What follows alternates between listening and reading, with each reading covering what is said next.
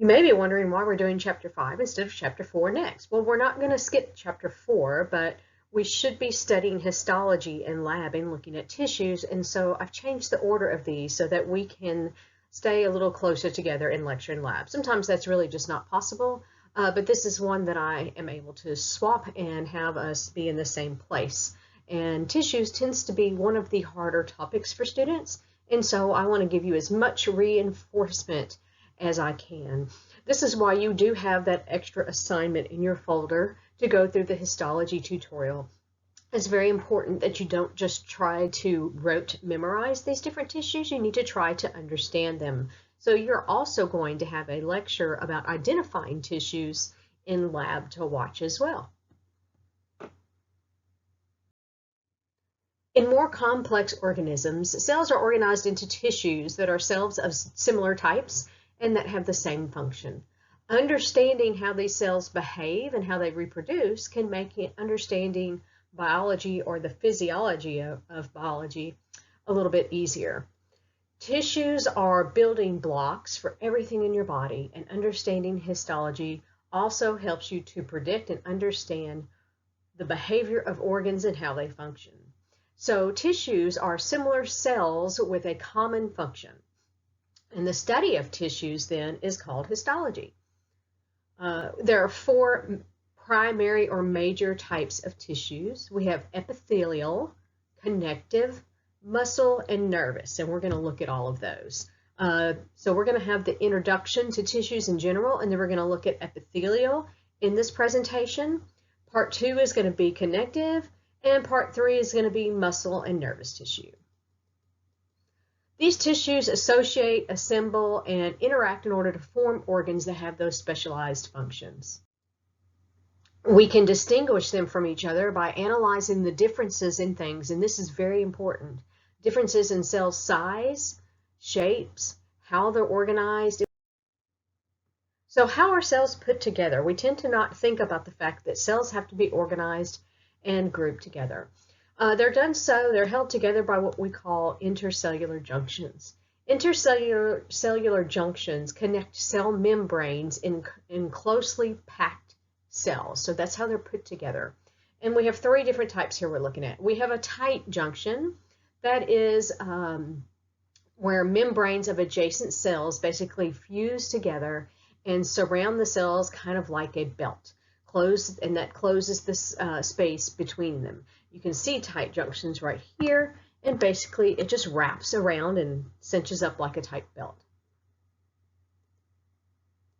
Next we have, well before that, forgot to say that these also form kind of sheet-like layers in the digestive tract, so that's a good example of those. Desmosomes are kind of almost like spot welds. They make them a structural unit by planting them together with something kind of like a spot weld, and you can kind of see that right there in that picture. So it makes them a structural unit. Heart and muscle cells are connected by tubular channels that we call gap junctions. This is a type of intercellular junction, and it consists of fused membranes in a tight junction as well. So gap junctions are a little bit more like a tubular channel, which you can kind of see in this picture right there. Epithelial tissues are found all throughout the body. They cover the body surface and organs and line different cavities. These are basically what we think of when we talk about things like our skin cells. Since they don't have any blood vessels, the nutrients have to diffuse up to the epithelium from the tissues below.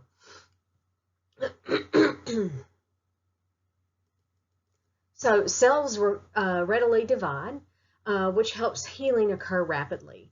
Skin cells that are found in the stomach and intestines, for instance, are continually being damaged and replaced, so that's very effective to be able to replace them. Other epithelial tissue functions are things like secretion, absorption, and protection.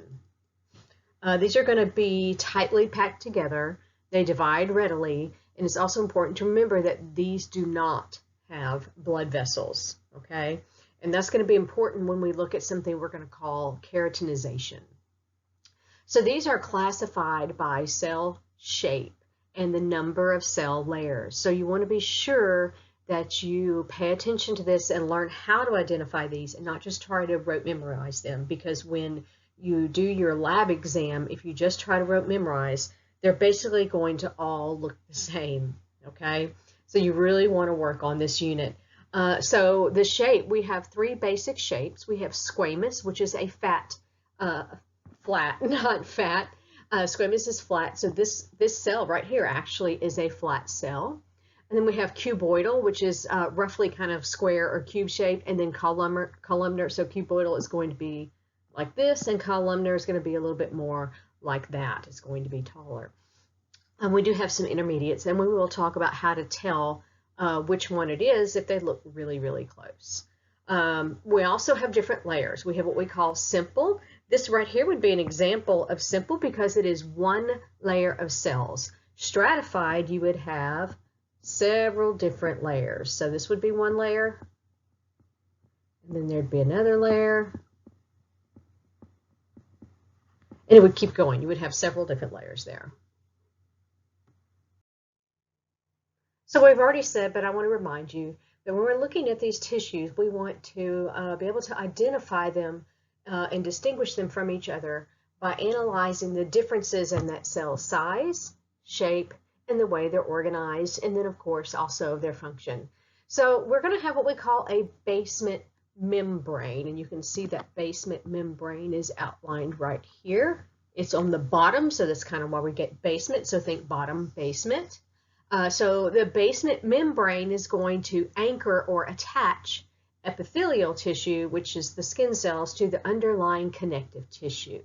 This is really important to keep in mind when you are looking at different slides, and even though we are not in the lab, we will be looking at slides online, that you are going to be seeing different types of tissues in the same slide. So you have to learn what you are looking for, okay, and that you are looking at more than one particular type. So if you see this at the top, that is the epithelial. That is a simple because there is only one layer. Squamous because it is flat, epithelial cell. And then there's the basement membrane, and then you'll see in some pictures down here there will be some connective tissue that looks very different, okay? The cells are also tightly packed. There isn't space in between them is what that means. There's no space in between those. And do you see any blood vessels? I don't see any blood vessels, okay? So this here on the left are the drawings, and then there on the right, you can see what it would look like, okay? And so you see the squamous cells up here. They're tightly packed, one cell layer. You can see the nucleus in the middle there. They looked kind of like fried eggs, all right? So those are usually easy to identify, those simple squamous cells. Then you can see there's a basement membrane. It's a little hard to see there. And then this is the connective tissue underneath it.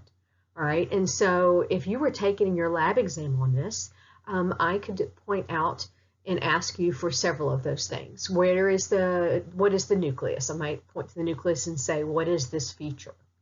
What type of cell is this? And then I could ask you what type of tissue is this? And I could point to either the squamous cell or the connective tissue, okay? A lot of times also in labs, you are going to identify where you may find it in the body as well. So where would you find simple squamous epithelial tissue?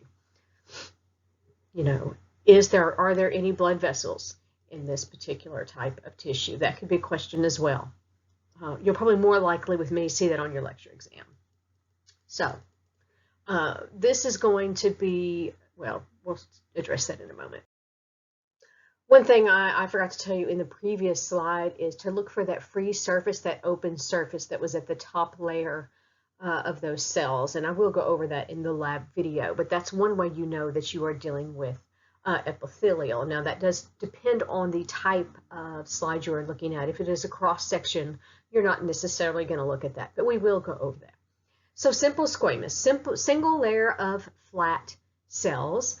They are a monolayer of thin cells that are going to fit tightly together. These are going to allow substances to pass through them easily via something like, of course, we talked about diffusion or even filtration. So these are found in areas where that is needed, okay? Remember, structure determines function. So why would we need to allow, and where would we need to have something diffuse easily through, like maybe perhaps oxygen or carbon dioxide? Think about that for a moment.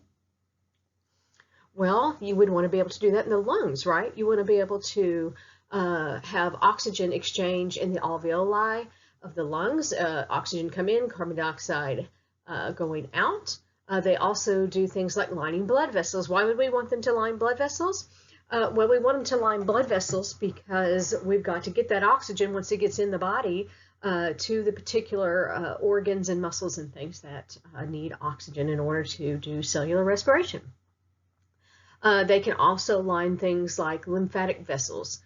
This is going to be very thin because you want it to be easy for something to diffuse through, and it's going to be that's going to make it delicate, and so this can be easily damaged.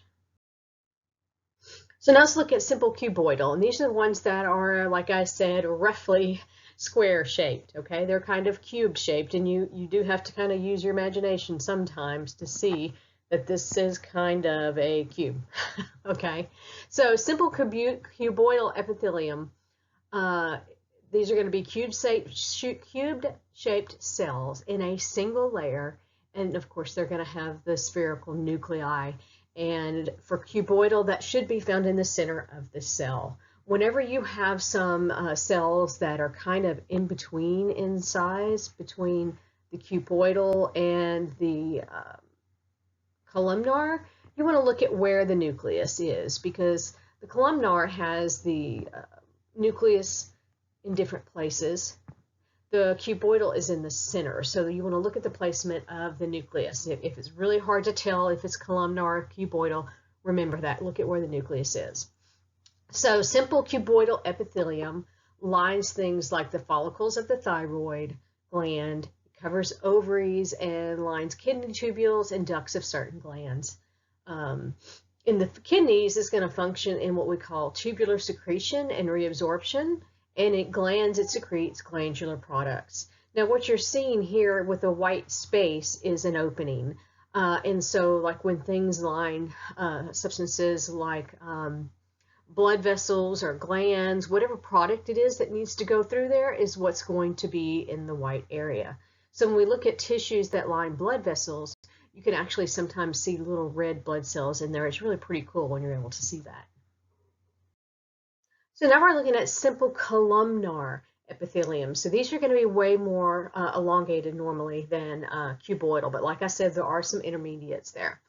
If this is ciliated, meaning if it has cilia on the top, that's going to extend from the free surface, okay? And you can see here, this white area is in between, so the free surface could be right up there, okay? And you can have free surface in here as well. That means it's open, okay? So if ciliated, they can extend from that the cilia themselves will extend from the free surface of the cell, and they're going to move and undulate back and forth. And this can aid in things like taking a follicle, an egg cell, through the uterine tube into the uterus. So these are really pretty neat little cells that actually help things move along. Non-ciliated simple columnar are found in things like the digestive tract, the stomach, and the intestines. These have a very protective function because these are much thicker than like the simple squamous. Some do have microvilli, which increase surface area, and microvilli is that enfolding like this, okay? So it's a little different than cilia. Cilia are an added part, and this just means here that they are enfolded when you have microvilli. And the purpose of that is to increase surface area and help absorption of nutrients and help to secrete more digestive fluids so you get more bang for your buck, all right? These can also have what we call a goblet cell, and the goblet cells here are these little dark, round, or maybe oval egg-shaped things. And the purpose of a goblet cell is to secrete mucus, and that's very important in the digestive tract, is to have that mucus to protect itself. So you'll find it, like I said, in the uterus, stomach, and intestines. Pseudostratified columnar epithelium. That sounds complicated and it sounds like a mouthful, but if you'll focus on learning what these terms mean, it will make this so much easier. Pseudo means false, okay, so fake. So these look like they're stratified, but if you look really closely, they are not. All the cells here are reaching the basement membrane, okay? So if this was actually stratified columnar, you would have multiple nucleus in different cells, okay? So if it's pseudostratified, you have one cell and it just kind of has the appearance of that. So this is one of the trickier ones, so you have to be very careful. Look and see, do all the cells reach the basement membrane? That is important. These also commonly will have cilia extending from free surfaces. They also have those goblet cells, those mucus secreting goblet cells, and these line passages often in the respiratory system. So this is what actually produces the mucus that traps things like bacteria that try to enter your respiratory system, and then the cilia work to actually sweep and move that mucus out. So this is an important part or component actually of your immune system. It's part of what we call the first line of defense. Stratified squamous epithelium is this type. Remember, stratified means multiple layers, okay? And so you can see you have that fried egg looking tissue over here, but unlike the other picture where you had one layer of cells, you have many, many layers of cells here. Again, you want to look for that free surface. You can see a free surface up here, okay? So there's not a tissue there. This has many, many layers of flat cells. Those that are near the free surface, if you'll notice, those get flatter and flatter and flatter. Look as you are moving up in this picture. Look how flat these are. Let me erase some of that so you can see better. Look how flat these are. They're very flat, but these are not quite as flat looking, okay? Those in the deeper layers have a more cuboidal or columnar appearance. The epidermis is the outermost layer of the skin, and that is commonly what is going to be where you find stratified squamous epithelium. And the reason those are stratified is older cells are going to be pushed outward towards the top. Remember, there's no blood vessels in epithelial cells. So the further what they move from this connective tissue down here, see this is a layer of connective tissue. You can see that these look a little bit different. The further away they get from that connective tissue, the further they get away from any nutrients. And so they eventually get up here. Well, these are all dead cells, okay? And you know that your top layer of skin is often dead cells. They harden and die, and that's actually protective in function. And we call that keratinization. We call that keratization, so it's keratinized. And you will often see in some of these slides, you'll often see like some long, thick, stringy looking things at the top when it's keratinized, okay? That keratinization protects the underlying tissues from chemicals, UV light, and different microorganisms, keep them from entering. So stratified cuboidal epithelium, we've got 2 to 3 layers here that form the lining of what we call a lumen. This portion in here is the lumen, and that's what I was talking about earlier. It's kind of that open part, and this is going to be surrounding that lumen. It's also going to have a few layers there, providing a little bit more protection. The plural form of lumen is lamina. This is the inside space of a tubular structure, like an artery or intestine. So like I said before, you will find products in there. If it's a salivary gland, you may find salivary amylase in there. If it's the lining, like I said, of a blood vessel, you may find red blood cells in there. So hopefully you're kind of getting the hang of this and understanding what these words mean. Remember, stratified means you have multiple layers, okay? And it's going to be really important that you know how to write the full name when you take your lab exam. You're going to have to write all 3 of these words. You can't just write stratified columnar. You need to write stratified columnar epithelium. So practice writing and typing these out. I do give you a tiny little bit of grace with spelling, but you need to remember that misspelled words can often equal errors in medical error. Sorry, I was having a moment there with my brain. So it's really important that you learn how to spell these appropriately and correctly. And you know, as any of you that are in the nursing field or going into the nursing or any health occupation, you're going to be doing a lot of charting, and you're going to need to be able to spell all of these things correctly. So spelling and anatomy is really very, very important. So you need to practice this. So several layers of cells they're more elongated. So these are columnar, meaning they're the taller ones. They're near the top, and they're more cube-shaped near the basement membrane. So they're a little more cube-shaped near the basement membrane, and these are found in things like the male urethra and ducts of exocrine glands.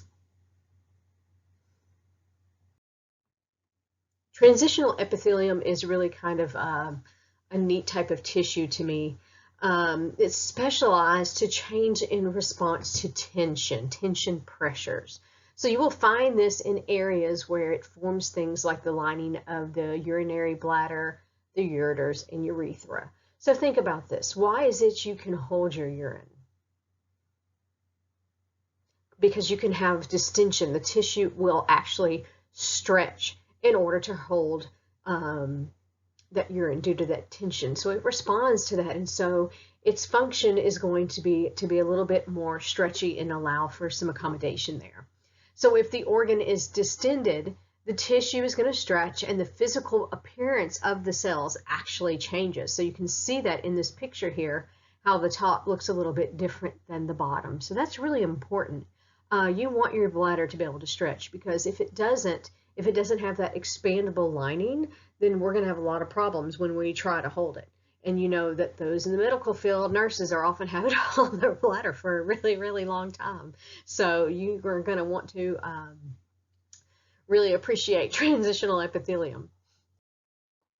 Glandular epithelium is a type of epithelium that secretes into ducts that open onto surfaces like skin or into bodily fluids. So they're going to secrete a substance that has a purpose and that needs to go outside of the body or into a fluid. That's glandular epithelium. These are composed of cells that are specialized to secrete those substances, like those goblet cells are specialized to secrete mucus. These are usually found within columnar or cuboidal epithelium, one or more of these from a gland. We have two types. We have endocrine. Remember, what does endo mean? Endo means in, and then we have exocrine, and what does exo mean? Exo means out or exit, okay? So endocrine glands secrete tissues into that fluid or blood, so inside the body. Exocrine glands secrete into ducts, and then those ducts will often go outside of the body. So we have unicellular exocrine glands, and those have, what does uni mean? Uni means one. So those have a single epithelial cell, like a mucus-secreting goblet cell. That's a unicellular exocrine gland. Then we have multicellular, multi meaning many, and so these are many cells, and we divide these into two groups, simple and compound, and these are typical of sweat or salivary glands. These have the different types of structural types of exocrine glands, okay? So you need to be sure that you know these. I'm pretty sure you're going to see this on your test. A simple gland is going to communicate with a duct that does not branch. That's important. So let's write that down. Simple,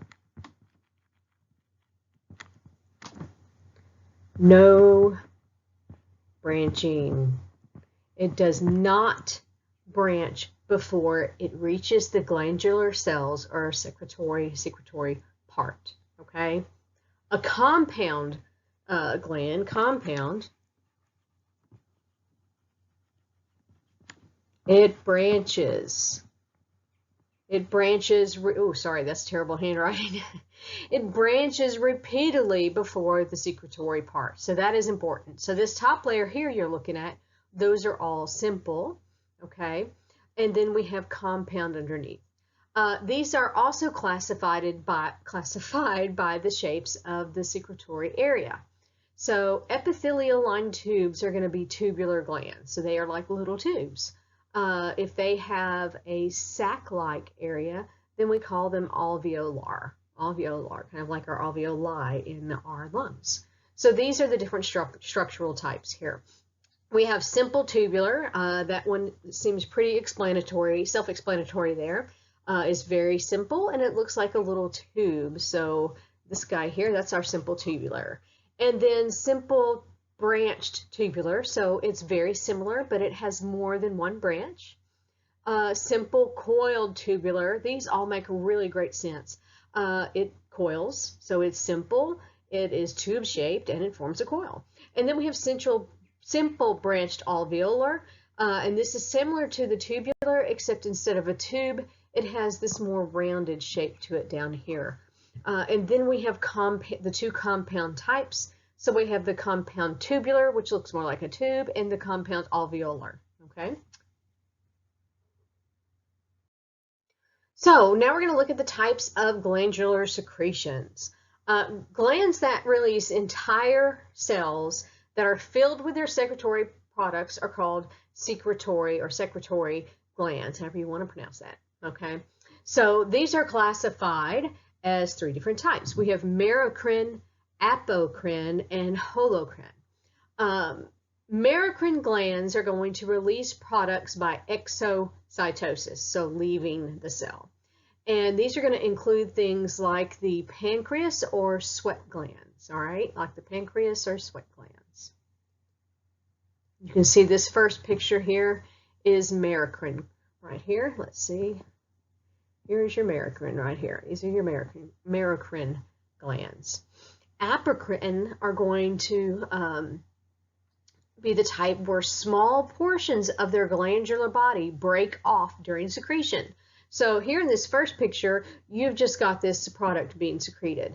In this one, they actually break off part of themselves, not all of themselves, but part of themselves with their product. Okay, so apocrine is where small portions of their glandular body breaks off during secretion. This includes things like mammary glands and ceruminous glands. You know what ceruminous glands are? I'm sure you know what mammary glands are. Those are where we produce milk, breast milk for our babies. Ceruminous is a specialized sweat gland. It's in the auditory canal, and that's what actually produces your earwax. Okay, and you can see that in the middle picture there. And next is holocrine glands. These holocrine, think whole, okay?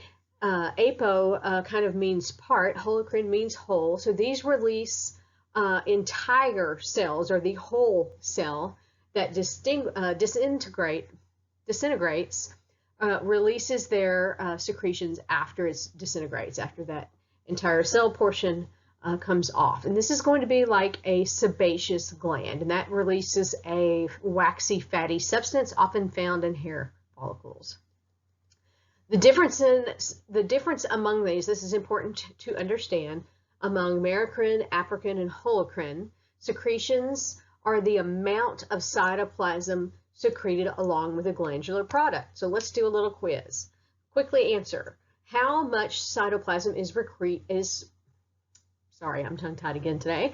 How much cytoplasm is secreted with a merocrine gland? If you said none, you're right.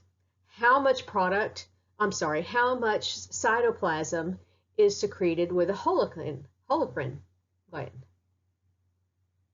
Okay, it is the whole cell. And so how much is secreted with the apocrine? And that's going to be part, all right? This is a really good summary slide here that's got all the types of epithelium. I would go and make some flashcards. You can print pictures off, but let me tell you, the best way to learn this, and what we do in class for extra credit, is we make flashcards. And so I would highly recommend that you make some flashcards. On the front, draw the picture with colored pencils, and take your time and draw it as good as you can. Label those different parts of these cells, like label the basement membrane, label the nucleus, label the goblet cells, okay? And so you're going to put that picture on the front with the labels on the back, put the name of the tissue, write it out on the other side, and then put the function, location, and description there as well. And then you're going to want to keep these, okay, because we may have a final lab exam. I'm deciding that as we speak. But either way, tissues are tough and you need to start studying them from day one. I think that this recording is going to fall maybe in week 2. So hopefully you're already doing that. I will probably mention that in lab, so I'm going to remind you, you really need to study these on a daily basis. You want to use spaced repetition. Study a little bit repeatedly every day, and you'll spend much less time studying, I promise. So that's the end of part 1, and I'll see you back for part 2.